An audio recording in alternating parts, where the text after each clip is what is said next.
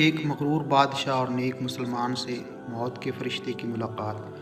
حضرت وہب بن منبہ رحمۃ اللہ علیہ کہتے ہیں کہ ایک بادشاہ تھا جس کا ارادہ اپنی مملکت کی زمین کی سیر کا اور حال دیکھنے کا ہوا۔ اس کے لیے شاہانہ جوڑا منگایا۔ ایک جوڑا لایا گیا، وہ پسند نہ آیا۔ دوسرا منگایا گیا، غرض بار بار رد کے بعد نہایت پسندیدہ جوڑا پہن کر سواری منگائی گئی۔ ایک عمدہ گھوڑا لایا گیا، وہ پسند نہ آیا۔ اس کو واپس کر کے دوسرا تیسرا منگایا۔ جب وہ بھی پسند نہ آیا تو سب گھوڑے سامنے لائے گئے۔ ان میں سے بہترین گھوڑا پسند کر کے سوار ہوا۔ شیطان مردود نے اس وقت اور بھی نخوت ناک میں پھونک دی، نہایت تکبر سے سوار ہوا۔ حشم و قدم فوج پیادہ ساتھ چلے، مگر بڑائی اور تکبر سے بادشاہ ان کی طرف دیکھنا بھی گوارا نہ کرتا تھا۔ راستہ میں چلتے چلتے ایک شخص نہایت خستہ حال پرانے کپڑوں میں ملا۔ اس نے سلام کیا، بادشاہ نے التفات بھی نہ کیا۔ اس خستہ حال نے گھوڑے کی لگام پکڑ لی۔ بادشاہ نے اس کو ڈانٹا کہ لگام چھوڑ، اتنی بڑی جرأت کرتا ہے۔ اس نے کہا، مجھے تجھ سے ایک کام ہے۔ بادشاہ نے کہا، اچھا صبر کر، جب میں سواری سے اتروں گا اس وقت کہہ لینا۔ اس نے کہا، نہیں، ابھی کہنا ہے، اور یہ کہہ کر زبردستی لگام چھین لی۔ بادشاہ نے کہا کہ کہے۔ اس نے کہا، بہت راز کی بات ہے، کان میں کہنی ہے۔ بادشاہ نے کان اس کے قریب کر دیا۔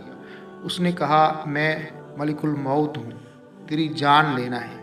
یہ سن کر بادشاہ کا چہرہ فق ہو گیا اور زبان لڑکھڑا گئی۔ پھر کہنے لگا، اچھا مجھے اتنی مہلت دے دے کہ میں گھر جا کر کچھ اپنے سامان کا نظم کر دوں، گھر والوں سے مل لوں۔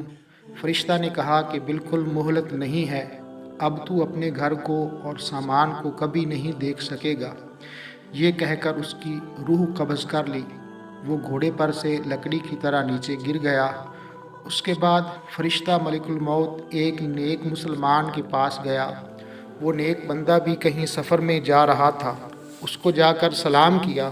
اس نے وعلیکم السلام کہا۔ اس نے کہا، مجھے تیرے کان میں ایک بات کہنی ہے۔ اس نے کہا، کہو۔ اس نے کان میں کہا کہ میں ملک الموت ہوں۔ اس نے کہا، بہت اچھا کیا کہ تم آئے، بڑا مبارک ہے ایسے شخص کا آنا جس کا فراق بہت طویل ہو گیا تھا۔ مجھ سے تو جتنے آدمی دور ہیں ان میں کسی سے بھی ملاقات کا اتنا اشتیاق نہ تھا جتنا تمہاری ملاقات کا تھا۔ فرشتے نے کہا کہ تم جس کام کے لیے گھر سے نکلے ہو اس کو جلدی پورا کر لو۔ اس نے کہا، مجھے حق تعالی شانہ سے ملنے سے زیادہ محبوب کوئی بھی کام نہیں ہے۔ فرشتے نے کہا کہ تم جس حالت پر مرنا اپنے لیے پسند کرتے ہو میں اسی حالت میں جان قبض کروں گا۔ اس شخص نے کہا کہ تمہیں اس کا اختیار ہے۔ فرشتہ نے کہا، مجھے یہی حکم دیا گیا کہ تمہاری خوشی کا اتباع کروں۔